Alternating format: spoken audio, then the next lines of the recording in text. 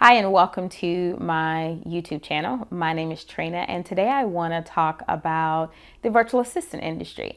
So I have been a virtual assistant business owner since 2007. So that puts me at slightly over 16 years in business. And this video is dedicated to some of the misconceptions about starting a virtual assistant business. And I'll also try to share some of my personal experiences as I touch on some of these misconceptions. So the first one is that you can make $10,000 in 30 days of starting your VA business. For those that don't know, VA is short for virtual assistant. I do think that there have been unique cases where people have started their VA businesses and they have been able to acquire a large amount of retainers or fees in a rapid amount of time, but I do not think that that is the norm. I think that it is very misleading and very reckless to have people thinking that as soon as they start their virtual assistant business, they're going to make these huge profits. For me, when I started in 2007, I did acquire a client rather quickly that was paying me around $2,500 a month. And then I had two smaller clients that were paying me around $250, I believe. Again, it's been 16 years. So I want to say that maybe 3 months into starting my business, I did have about $3,000 a month in retainers. But again, that is not the norm. And I think that when you consider starting a virtual assistant business, that you look at all aspects and you listen to a lot of different perspectives. There have, again, been people that make money really quickly, but there's also the virtual assistant that has been in business for 3 months, 6 months, 9 months, and they haven't landed their first client, or they're working with a client and they're making less than $500 a month. So just keep that in mind when you hear people talk about these insane amounts of income that you can generate right off the rip in starting a virtual assistant business. The second thing or misconception that I wanted to talk about was that anyone can be a virtual assistant.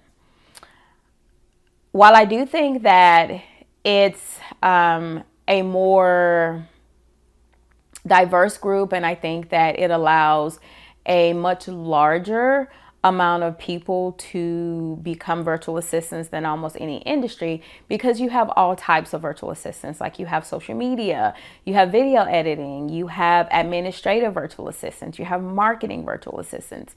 So while I do think the industry itself lends the option for there to be a much diverse group or attract a larger group of people, I don't think that it's something for every single person, because there are things that you have to think about outside of just doing the work, especially if you're going to be a virtual assistant business owner.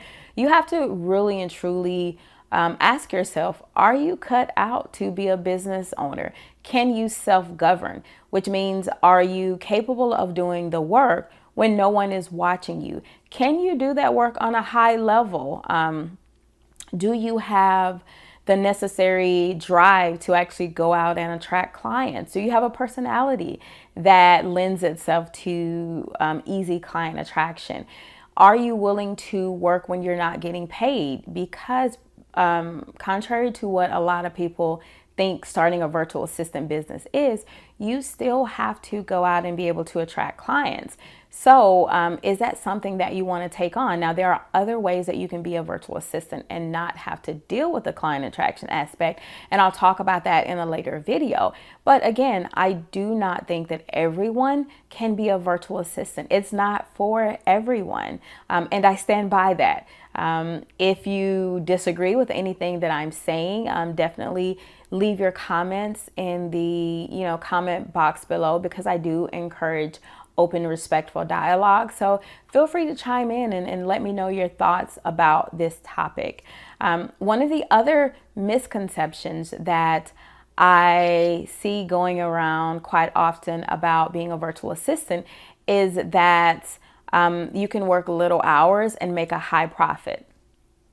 Again, there are occasions where that has happened, but I also think that if you are going to be a virtual assistant business owner, it's not just about you doing the work. Again, there's client attraction. There's a lot of back office things that need to be in order, like you creating your standard operating procedures.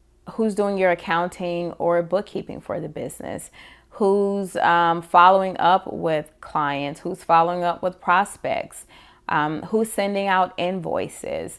Those are things that you definitely want to consider when starting a virtual assistant business, because there's, again, a lot of back office work that comes along with being a virtual assistant. It comes along with owning any type of business. So this definitely is no different.